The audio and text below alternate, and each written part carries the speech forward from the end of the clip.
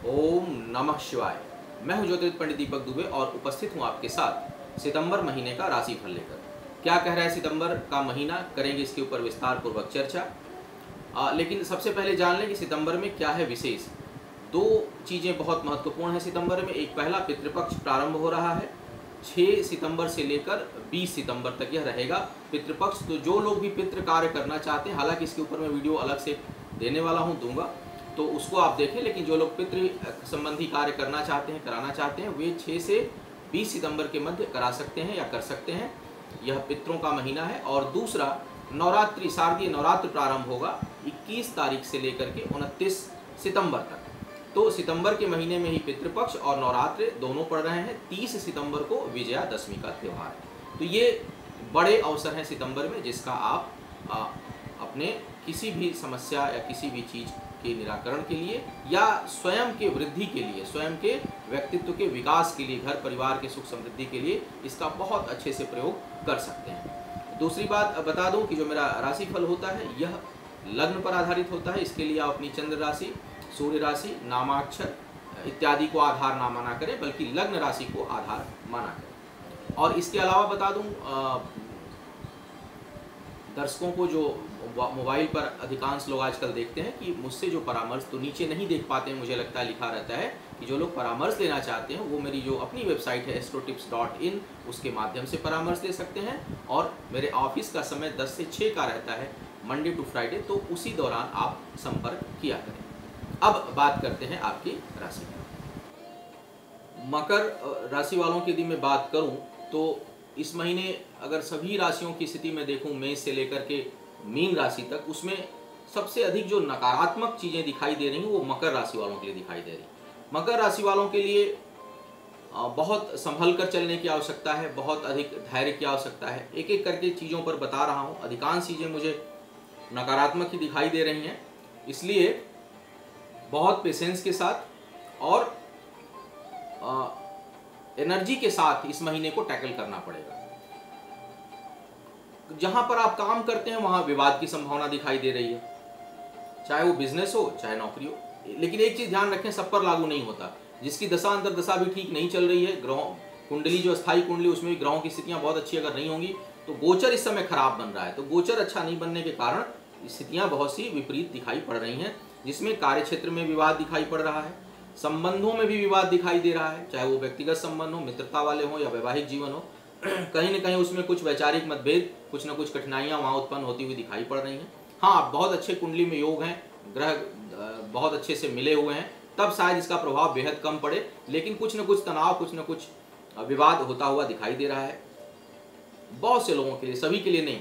यदि जन्म कुंडली में भी लग्नेश ठीक नहीं है और अष्टम और छठे भाव में ग्रह अधिक हैं तो दीर्घकालिक रोग होने की संभावना बन रही है।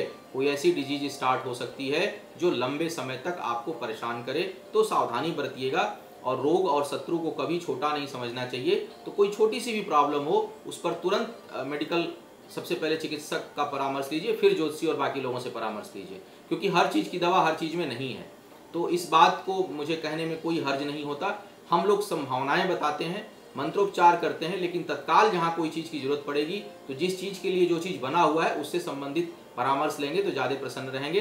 तो यदि कोई हेल्थ रिलेटेड प्रॉब्लम जिसकी उठने की संभावना बन रही है, उठती है, तो आप तुरंत लापरवाही ना करें, अपने डॉक्टर से आप संपर्क करें। इसके साथ साथ मैं देख रहा हूँ कि भाग्य और कर्म लड़खड़ा रहे हैं। भाग्य भी लड़खड़ाती हुई दिखाई दे रही है और कर्म भी लड़खड़ा रहा है, यानी दोनों का ना तो योग है और ना दोनों ठीक है। कभी भाग्य साथ होगी तो हो सकता है आप काम करने में शिथिलता बरतें, कभी काम आप अधिक करेंगे, हो सकता है उस समय भाग्य साथ ना दे। तो कुल मिलाकर के एक योग नहीं बन रहा है, जिसके कारण रिजल्ट नहीं आएगा। अब इसका एक समाधान एक होता है कि हम फिर कर्म लगातार करते रहें, क्योंकि भाग्य का पता नहीं वो कब साथ देगी कब नहीं देगी। तो अगर ऐसी स्थिति बन रही है तो इसका एक सबसे सरल उपाय है कि हम अपने काम में निरंतरता रखें, कॉन्टिन्यूटी रखें। जो भी हम कर रहे हैं उसको कंटिन्यू करें। उससे क्या होगा कि भाग्य कभी न कभी साथ दे देगी तो हमारा काम निकल जाएगा। दूसरा ये होता है कि यदि काम करते रहते हैं तो डिप्रेशन नहीं होता। मैंने देखा है कि अक्सर जब हम असफल होते हैं तो हम काम करना बंद कर देते हैं, जिसके कारण डिप्रेशन हावी होने लगता है, मन अशांत हो जाता है, सिंक होने लगता है। काम करते रहा करिए, उससे मन प्रसन्न रहेगा। मन को खुश रखने का सबसे अच्छा साधन है कि हम काम करते रहें लगातार। तो कुछ इस प्रकार की स्थिति बनी हुई है। धन आय बढ़ाने के लिए थोड़ा स्ट्रगल करना पड़ेगा, थोड़ी संघर्ष की स्थिति दिखाई पड़ रही है। अपने ही पैसे के लिए लड़ाई करनी पड़ सकती है आपको। आपने किसी को पैसा दिया हुआ अगर होगा, कहीं किसी को आपने उधार पैसा दिया है, तो मान के चलिए कि वो बिना लड़े झगड़े पैसा नहीं मिलने वाला है। तो अपने ही पैसे को लेने के लिए विवाद होता हुआ दिखाई पड़ रहा है इस महीने। यात्रा और स्थान परिवर्तन से लाभ होने की स्थिति बन रही है। तो यदि कोई प्लेस चेंज से आपको प्लेस चेंज की संभावना काम में बने, कर डालिए, क्योंकि उसी से आपको लाभ मिलेगा। कहीं जर्नी है तो कर डालिए, उससे लाभ का योग बन रहा है। प्रेम संबंधों के लिए महीना अच्छा नहीं है, विवाद की स्थिति बन रही है। अपने क्रोध और अपनी उत्तेजना पर आपको नियंत्रण रखना होगा, अन्यथा यह चीजें और बढ़ेंगी आने वाले समय के साथ साथ। तो थोड़ा ध्यान रखिए। कुछ भी पाने की इच्छा आपके अंदर सामान्य से अधिक होगी। यानी एक होता है कि मुझे ये चीज़ प्राप्त करनी है, ये चीज़ लेनी है, एक इच्छा ये सामान्य हो गई। एक है मुझे किसी कीमत पर चाहिए, वही चाहिए, वो नहीं मिलेगा तो जान दे दूंगा या दे दूंगी, ये खराब है। तो कई बार मैं परामर्श देते हुए देखता हूँ कि लोग बात करते हैं, नहीं मैं तो यही कर रहा हूँ, 10 साल से कर रहा हूँ, नहीं हो रहा है, अब तो मैं डिप्रेशन में। मुझे समझ में नहीं आता कि हम जीवन में किस लिए आए हैं। जीवन में जब इतने रास्ते हैं, इतने तरह की अवसर हैं, तो हम किसी एक अवसर के पीछे पड़कर अपना समय क्यों खराब करते हैं। अरे भाई, आगे बढ़ना है, जीवन यापन करना है, देश समाज के लिए कुछ करना है, अपने लिए कुछ करना है, गाड़ी घोड़ा मकान लेना है, तो वो उसके बहुत से माध्यम हैं। अपराध छोड़कर बहुत से माध्यम हैं। तो किसी भी क्षेत्र में आप नाम कमाइए, किसी भी क्षेत्र में आप कार्य करिए, लेकिन किसी एक चीज के लिए हम जिद ठान लें और अपने को रोक लें, अपना रास्ता खुद ही अवरुद्ध कर लें, ये कहीं से बुद्धिमानी नहीं। तो आपके अंदर इस समय किसी चीज को पाने की इच्छा आवश्यकता से अधिक होगी, वो भी नुकसान का कारक होगा। तो थोड़ा आवश्यकता से अधिक किसी चीज को पाने की इच्छा ना करें। वो सामान्य तरीके से आए, मेहनत के बल पर आए, परिश्रम के बल पर आए तो अच्छा है, अन्यथा जिद करके हासिल हो ये जरूरी नहीं।